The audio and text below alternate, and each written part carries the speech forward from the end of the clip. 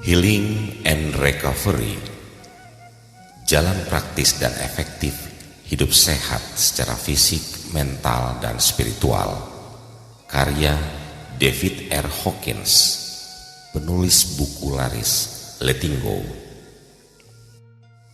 Sinopsis. Masyarakat kita hidup dengan stres, kecemasan, ketakutan, keresahan, rasa sakit, penderitaan dan depresi, alkoholisme dan kecanduan lainnya, obesitas, masalah seksual, masalah penuaan, kanker, hingga penyakit-penyakit baru yang dikaitkan dengan bakteri dan virus tertentu diberitakan oleh media sepanjang waktu. Umat manusia secara umum hanya memiliki sedikit informasi tentang bagaimana menghadapi tantangan-tantangan hidup tanpa harus berpaling pada obat, operasi, vaksin, atau bahkan konsultasi kesehatan. Dalam buku ini, kita akan mempelajari mengapa banyak penyakit tidak bisa disembuhkan melalui metode medis. Yang jarang kita sadari adalah apa yang terjadi pada tubuh fisik adalah ekspresi dari kondisi mental dan spiritual yang memiliki medan energi jauh lebih besar daripada tubuh fisik. Metode medis hanya menangani gejala-gejala penyakitnya, bukan sumbernya. Di sini, Dr. Hawkins, saintis dan mistikus modern, memberikan instruksi dan pedoman khusus yang didasarkan pada peta kesadaran untuk memperoleh kesembuhan total di level fisik, mental, dan spiritual dari penyakit apapun. Pentingnya menjalani praktek spiritual dalam program penyembuhan dan pemulihan pun dijelaskan dengan detail yang bisa kita lakukan kapanpun dan dimanapun.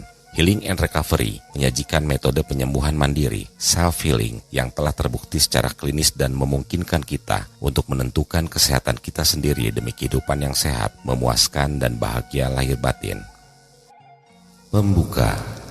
Buku ini adalah transkripsi dari rangkaian ceramah populer yang awalnya disajikan dalam format rekaman video dan sekarang diedit dan diperbaharui dalam bentuk tertulis demi kenyamanan. Transkripsi ini dibuat atas permintaan penerbit asli buku A Course in Miracles, The Foundation for Inner Peace. Nyusul pertemuan besar bersama pada tahun 1980-an di Detroit, Michigan, dari anggota beberapa self-help, Grow Up, termasuk Alcoholics Anonymous, A Course in Miracle atau ACIM, Attitudinal Healing Centers, serta sejumlah dokter dan kelompok pemulihan. Meskipun ceramah-ceramah telah diadaptasi untuk format tertulis, hasilnya tetap mendekati presentasi asli dan menyertakan referensi untuk penemuan dalam riset kesadaran, juga premis-premis klinis dan spiritual.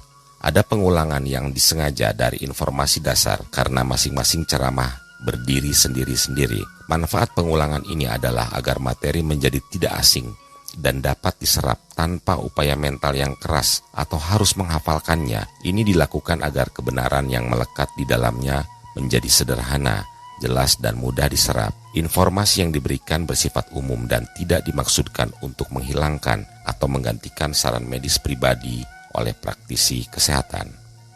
Pengantar.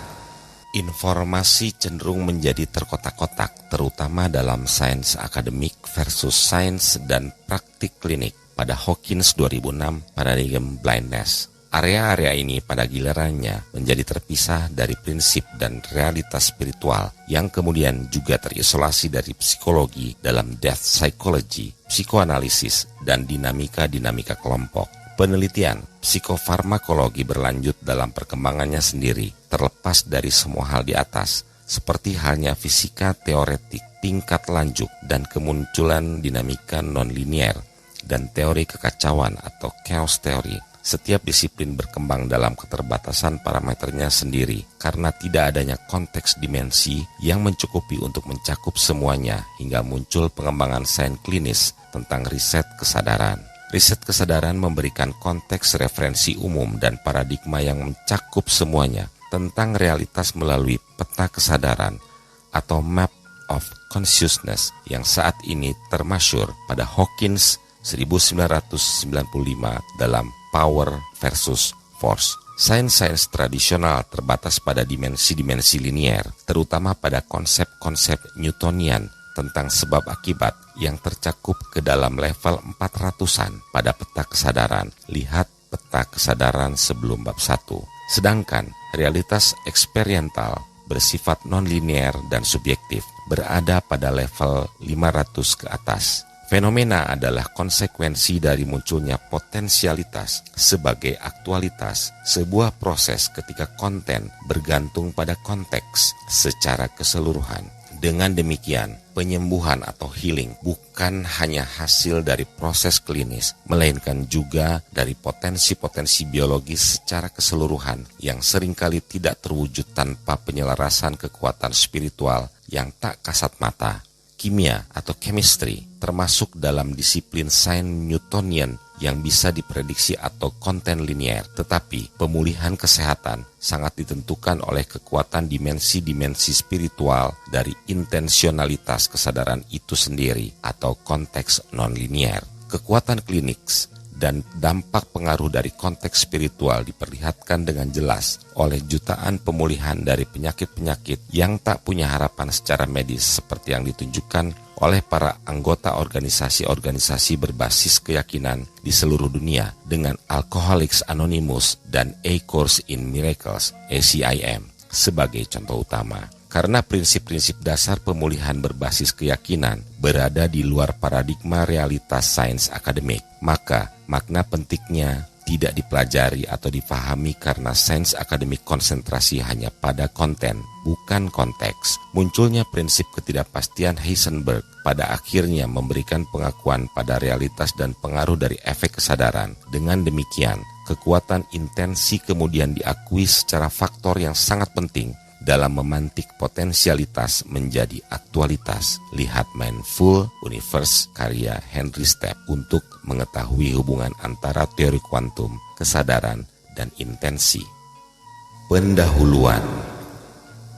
Ceramah-ceramah tentang penyembuhan dan pemulihan, yaitu healing and recovery, merepresentasikan integrasi dan keselarasan pengalaman dan informasi dari berbagai bidang, termasuk praktek klinis lebih dari 5 tahun yang meliputi beragam bidang penyembuhan seperti kesehatan holistik, psikiatri, psikologi, psikoanalisis, psikofarmakologi, kedokteran, penerapan prinsip-prinsip spiritual, serta konsep dan penemuan dalam riset kesadaran. Perkembangan riset kesadaran didokumentasikan dalam beberapa seri ceramah Hawkins 2002-2008 serta serangkaian buku Qualitative and Quantitative Analysis and Calibration of the Level of Human Consciousness, Bell and Howell 1995, Verita Publishing 1995, Power versus Force, Veritas 1995, Hay House 2002, The Eye of the Eye, Veritas 2001, I, Reality and Subjectivity, Veritas 2003, Truth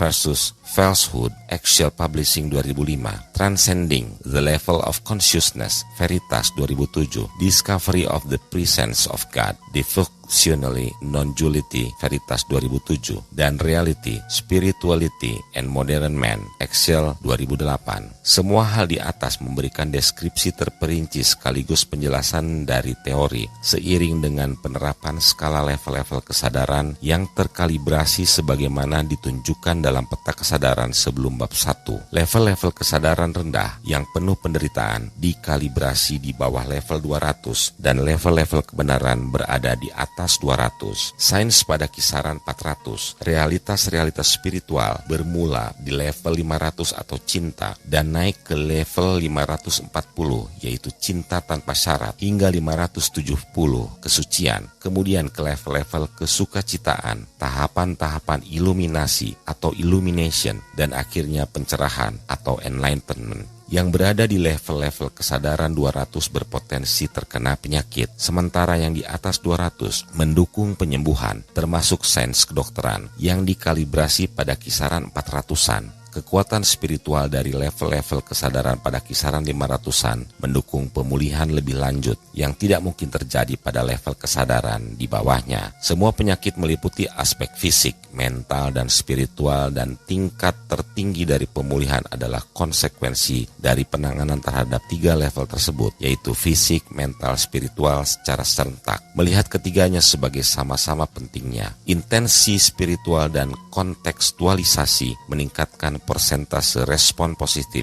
terhadap perawatan medis. Akan tetapi, manusia memiliki keterbatasan yang melekat sejak lahir sebagai akibat dari rancangan evolusi yang beberapa di antaranya bisa ditransendensikan dan sebagiannya tidak. Karena itu, harapan dan keyakinan perlu diiringi kepasrahan dan penerimaan atas kehendak yang lebih tinggi, higher will. Seperti yang telah dibuktikan oleh penelitian kami, kehidupan tak bisa dihancurkan. Kehidupan hanya bisa berubah bentuk dari realitas linear fisikal yang terbatas menjadi realitas spiritual non-linear yang tak terbatas. Di sini, Dr. Hawkins, saintis dan mistikus modern, memberikan instruksi dan pedoman khusus yang didasarkan pada peta kesadaran untuk memperoleh kesembuhan total di level fisik, mental, dan spiritual dari penyakit apapun. Pentingnya menjalani praktik spiritual dalam program penyembuhan dan pemulihan pun dijelaskan dengan detail yang bisa kita lakukan kapanpun dan dimanapun.